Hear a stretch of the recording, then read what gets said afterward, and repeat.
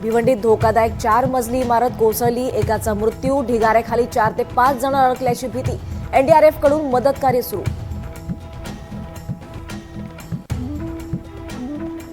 यवतमाळ, पुणे आणि नाशिक घाट परिसराला आज पावसाचा रेड अलर्ट, तर पालघर, ठाणे, रायगड, रत्नागिरी, जळगावात मुसळधार पावसाचा इशारा. लोकमान्य टिळक पुरस्कार सोहळ्यासाठी केंद्रीय गृहमंत्री अमित शहा आज पुणे दौऱ्यावर, काँग्रेस आणि ठाकरेंच्या शिवसेनेकडून आंदोलनाचा इशारा.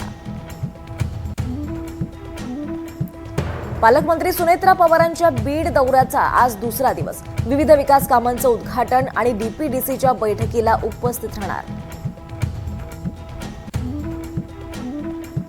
पीओपीच्या गणेश मूर्ती वादाप्रकरणी मुख्यमंत्री फडणवीस घेणार बैठक, या बैठकीचा अहवाल उच्च न्यायालयात सादर करणार.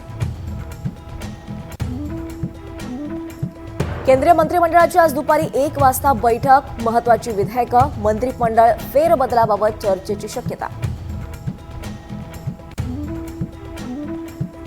नीट निकालातील घोळाचा दावा औरंगाबाद खंडपीठानं फेटाळला. दिल्लीहून मूळ उत्तरपत्रिका मागून पडताळणी केली असता निकाल अचूक असल्याचं स्पष्ट. 4ही याचिकाकर्त्यांना प्रत्येकी 5,000 रुपये दंड.